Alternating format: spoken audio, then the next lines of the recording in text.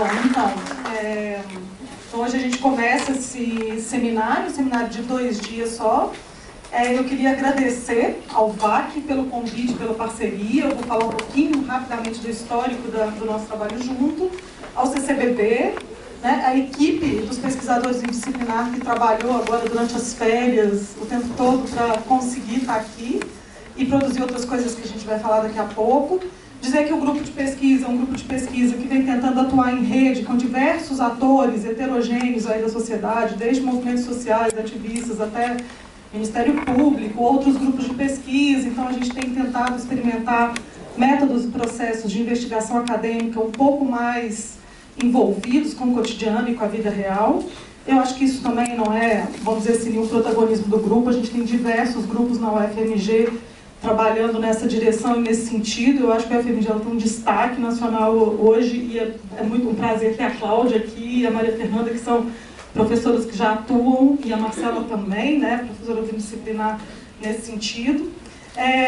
Só para relembrar, né, para marcar aqui historicamente, a gente foi convidado para fazer uma co-curadoria com Carlos Teixeira em 2012, num evento sobre arquitetura. A partir daí, a gente foi convidado para fazer curadoria em 2013. Aí, em janeiro de 2013, ali quase que antecipando um pouco as jornadas de junho, a gente discutiu num seminário os movimentos sociais mais contemporâneos em Belo Horizonte, num seminário chamado Direito à Cidade, o que temos em comum.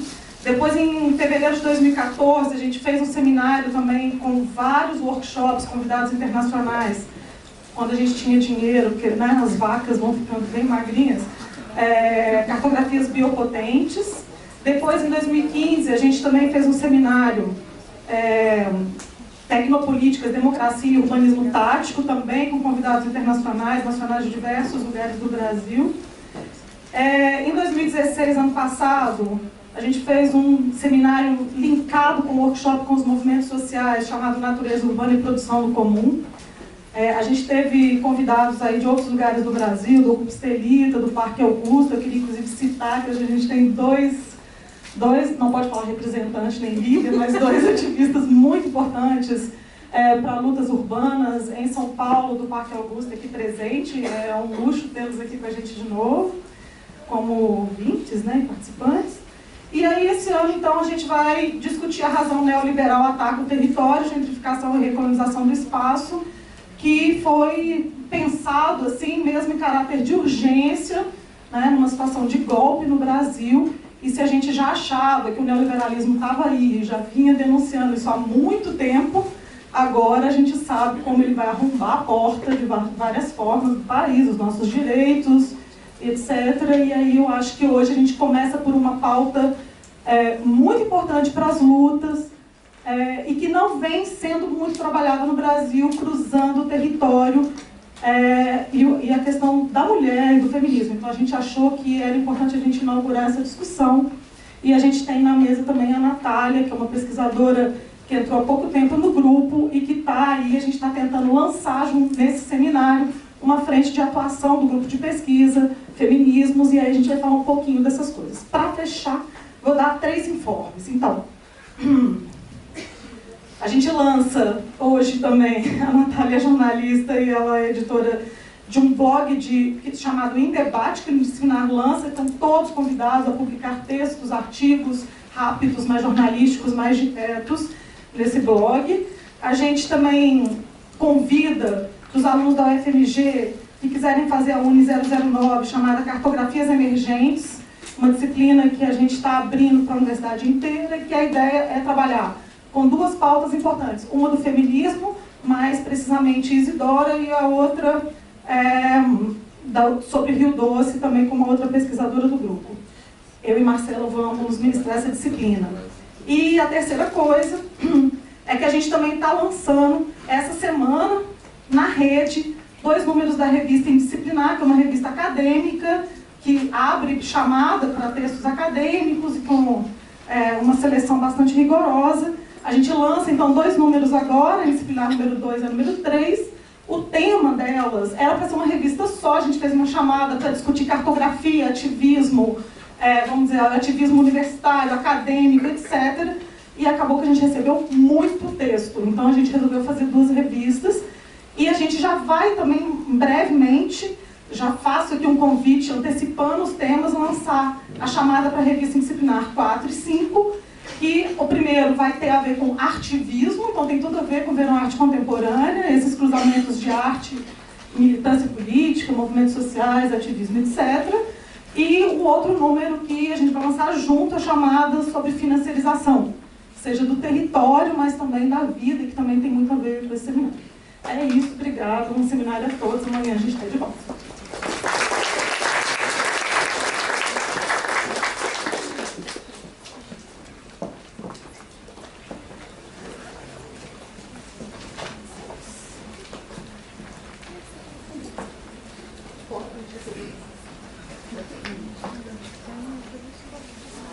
Boa noite a todos, bem-vindos ao seminário, especificamente de hoje, pelo tema Descolonização, Feminismos e Território.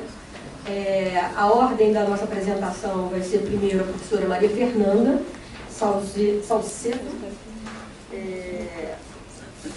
Repolês, professora da Faculdade de Direito e Ciências do Estado do FMG, coordena o grupo de pesquisa Tempo, Espaço e Sentidos de Constituição, é membro do programa de pesquisa e extensão Polos de Cidadania, atuando na equipe Polos Acaba Mundo. Atualmente é professora residente do Instituto de Estudos Avançados Transdisciplinares da UFMG, IEAT. A segunda fala vai ser da professora Cláudia Maiorca, doutora em Psicologia Social pela Universidade Complutense de Madrid, Espanha, com foco em estudos sobre gênero, política e feminismo. É professora do Departamento de Psicologia e do Programa de Pós-Graduação em Psicologia UFMG, coordena o Núcleo de Ensino, Pesquisa e Extensão, Conexões de Saberes na UFMG e atualmente é pró-reitora adjunta de extensão do UFMG. A terceira palestrante é a Natália Alves, mestranda do MPGAU, da Escola de Arquitetura da UFMG, graduada em Comunicação Social pela Universidade Federal de Minas Gerais, pesquisadora do Indisciplinar, vinculada ao projeto Cartografias Emergentes, é editora-chefe do site de análise Em Debate, pesquisa sobre as temáticas das relações raciais no Brasil, feminismo e produção do espaço. Então, Maria Fernanda. Vamos trocar aqui.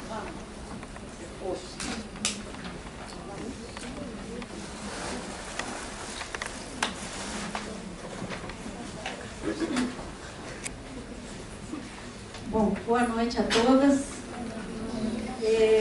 Queria muitíssimo agradecer o convite que o Indisciplinar fez para eu participar dessa mesa. Primeiro porque nós já temos, né, uma trajetória assim, de encontro com o Indisciplinar, o programa Polos, a gente tem feito algumas coisas juntos. Também agradecer e dizer que para mim é um prazer e uma honra estar aqui com as minhas colegas, né, apresentando aqui Marcela e a Cláudia, que são pessoas com quem eu tenho verdadeira amizade e admiração pelo trabalho, e ter conhecido a Natália também hoje, já com várias amigas em comum, que a gente já identificou, e então eu também estou muito feliz de poder ouvi-las. Sobre o tema descolonização, feminismos e território, eu queria fazer para vocês basicamente 6 observações e estabeleci aqui, né, um texto que fale dessas 6 observações. A minha primeira observação é que eu preferirei falar ao longo desse texto sobre espaço e lugar e não território, a partir de uma problematização feita por uma geógrafa inglesa chamada Doreen Massey. Ela diz que espaço, né, e space, remeteria à dinâmica de relações e à sua constante simultaneidade e multiplicidade. E lugar remeteria ao esforço de tomar posição, de definir nosso lugar no mundo e das disputas decorrentes desse esforço. Então, o binômio espaço-lugar diria mais sobre as relações geográficas do que propriamente território. Sob algumas perspectivas com as quais Massey dialoga, território teria uma conotação mais formalista, legalista. inclusive excessivamente vinculada a uma ocupação do espaço a partir dos parâmetros dos estados nacionais.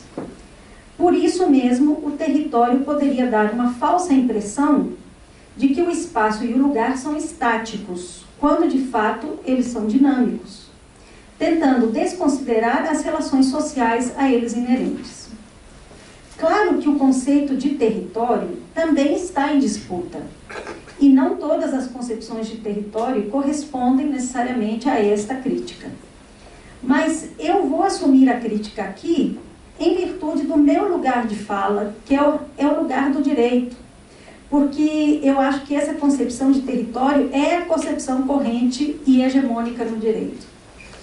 E daí a necessidade de apresentar a vocês as concepções de espaço e de lugar como leituras alternativas para a compreensão das relações sociais, políticas e jurídicas que nos ajudem a compreender o mundo em que vivemos.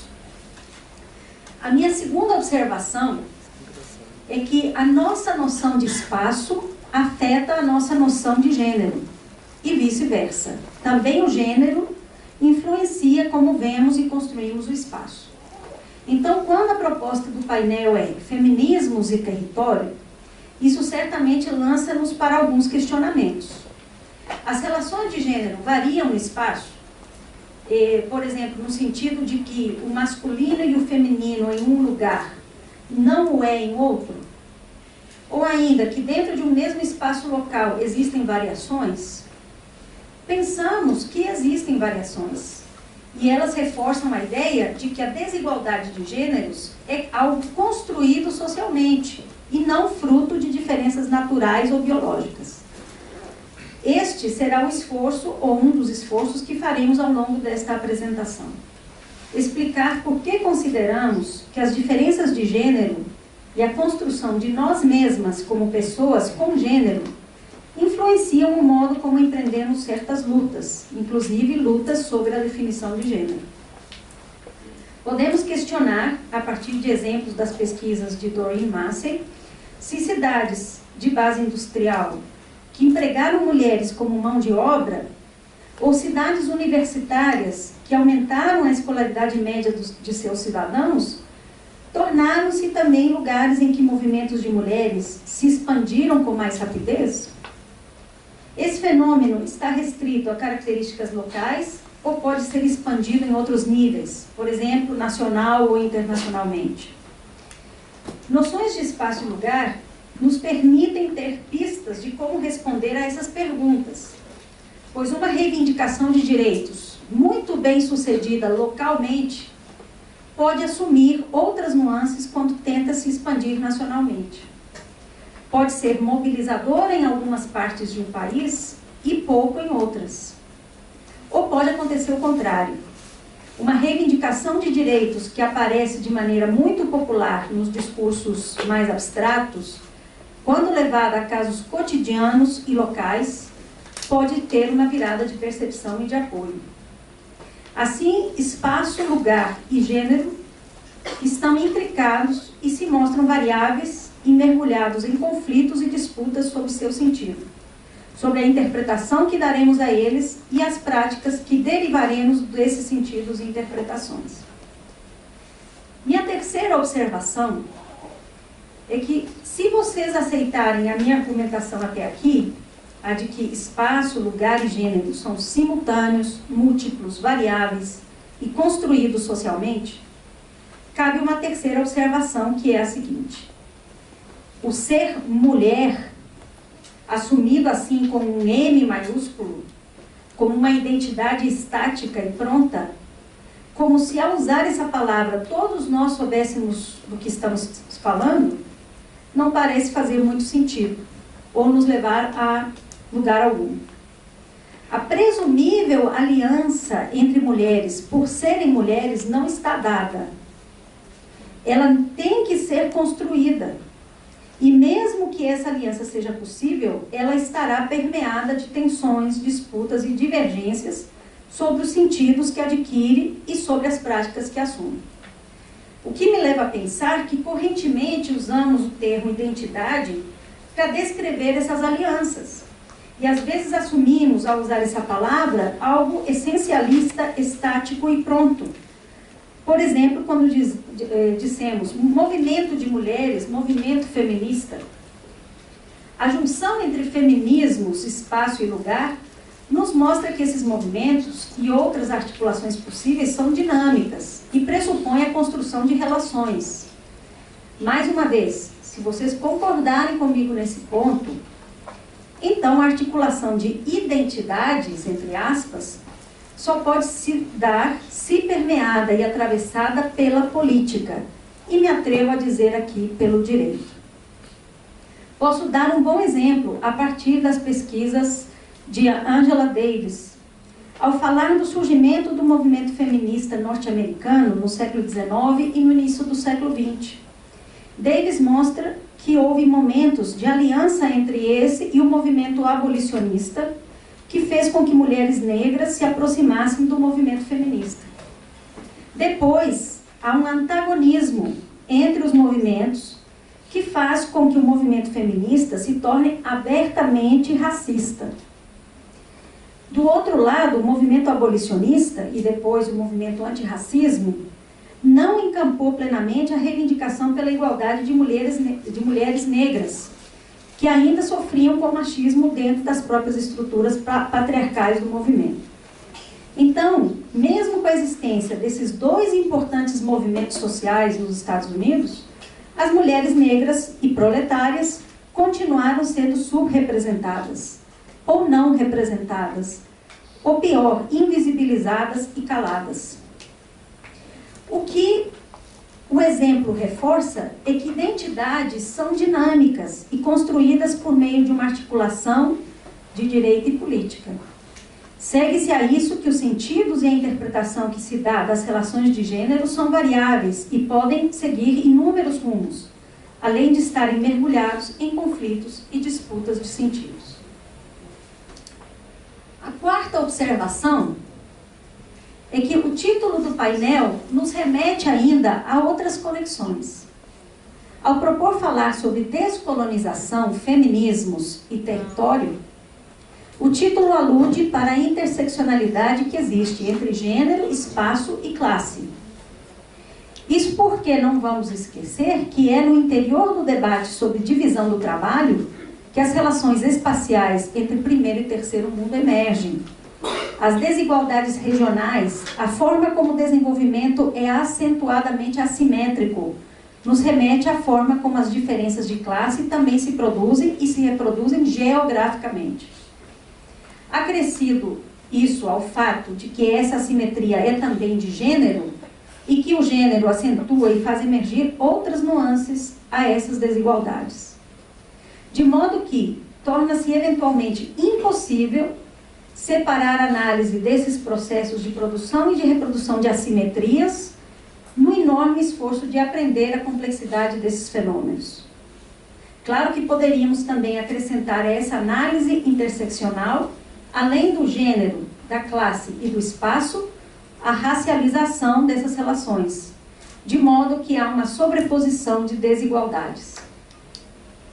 A quinta observação é que a interseccionalidade das desigualdades é um bom exemplo de como o espaço é simultaneamente múltiplo, como se entrecruza, se sobrepõe e se alinha ao mesmo tempo em que suas relações são paradoxais e antagonísticas. Neste sentido, não se trata de uma simples dicotomia local-global. O global acontece aqui e agora, na simultaneidade das relações de desigualdade que se produzem e reproduzem no cotidiano. E as desigualdades locais dizem respeito também à forma como essas vêm sendo produzidas e reproduzidas no que chamamos de global. Global e local são simultâneos e múltiplos, não são uma questão de escala. São relações de espaço vivenciadas de modos diferentes e interpretadas por pessoas em posições diferentes. Estas posições são um marco de referência em movimento. E aí podemos voltar novamente ao problema da identidade como algo estático. como se ela fosse única e autóctone, quando na verdade ela é dinamicamente construída a partir das diversas posições que se entrecruzam e se debatem. O dentro e o fora de uma identidade não é construído colocando barreiras ao redor do que está nela e para além dela. Estar na fronteira ou no limiar é tornar visível temporariamente o lugar ambivalente da enunciação do que somos nós, é instalar e assumir o paradoxo em sua plenitude. E dou um exemplo nas nossas percepções cotidianas sobre o que acontece no mundo hoje.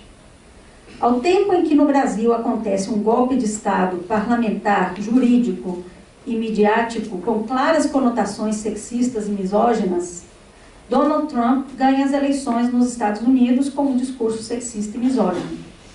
Esses eventos, ou diríamos nós, essas posições, não são dois lugares afastados e independentes. Eles são simultâneos e ocorrem pelo entrecruzar de relações locais e globais que são atravessadas politicamente. Elas também mostram que as especificidades e o caráter autóctone das posições é relativa, pois mostram que não se trata de dizer, só no Brasil é assim. O que acontece no Brasil está interconectado no local e no global. Podemos avaliar no sentido local, e vendo as especificidades desse movimento, ou avaliá-lo com referência ao global. Por isso, alguns observadores do contemporâneo chamam a atenção para o possível surgimento e ressurgimento do fascismo no mundo. Esse seria um outro exemplo.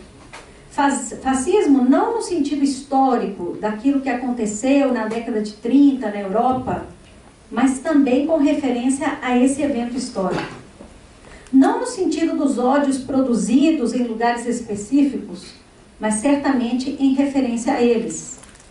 Não no sentido de um movimento transnacional de produção de controle social, mas certamente com referência a esse movimento. Ou seja, o que eu estou tentando dizer é que o fascismo é tudo isso ao mesmo tempo, ele é local, ele é global, histórico e novo, sem nunca se reduzir a nenhum desses pontos de referência. Em suma, as posições abertas e porosas que se entrecruzam e se antagonizam nos permitem perceber como a desigualdade de classe está interconectada também à desigualdade de gênero, e eu diria, com a desigualdade racial. Essas desigualdades se produzem e reproduzem simultaneamente, em posições globais e locais, reforçando a ideia de que identidades não têm nada de autóctone ou único, porque elas são produto de relações e de trajetórias que coexistem de muitas formas, as quais estão em constante construção. Leva a aceitar passivamente a história da inevitabilidade da globalização e que tem tornado possível a colonização das formas de resistência, de movimentos e de agendas sociais pelo capital. O capital consegue se valer da ambivalência dos processos de modernidade e colonialidade e mudar os seus significados. Bom, a minha aposta é que para fugir dos riscos de também procurarmos soluções essencialistas, unilaterais e construtoras de um espaço-tempo estático, devemos nos valer dessas mesmas ambivalências e colocá-las de cabeça para baixo. O paradoxo revelado na ambivalência modernidade e colonialidade não pode, ao meu ver, ser solucionado ao modo de uma transcendência dialética ou de uma ontologia. Paradoxos são, por definição, insolúveis, mas eles têm uma vantagem, de tornar visíveis as tensões e de realocar os conflitos na fronteira ou no limiar. É na fronteira, esse lugar onde acontece simultaneamente a separação e o encontro, onde a multiplicidade de vozes e de pontos de vista são mais facilmente ouvidos e vistos, mesmo que nunca possamos ignorar que elas carregam pesos e forças diferentes, e estão sempre permeadas por hierarquias e modos de dominação. É nesse sentido que Homi Bhabha explica que quando um colonizado busca imitar um colonizador, isso gera uma visão dupla, que, segundo esse autor, abre aspas, ao revelar a ambivalência do discurso colonial, também perturba sua autoridade. Fecha aspas. Acredito que ele está tentando nos dizer com essa frase que mesmo frente aos riscos sempre presentes de colonialidade, é o paradoxo do próprio processo modernidade-colonialidade que permite abrir caminhos para outras formas de fazer e de pensar. É nessa perspectiva que acredito que os feminismos outros, decoloniais, lésbicos, negros, indígenas, de cor, etc., possam ser vozes dispostas a enfrentar as questões de gênero, não como uma questão de feministas ou de militantes, e sim como o que elas são, uma agenda geopolítica e estratégica, por meio da qual se empreendem lutas pelos direitos e pela democracia, pela liberdade, pela igualdade. A estratégia não seria, pois, negar as promessas da modernidade ou denunciá-las como uma impossibilidade.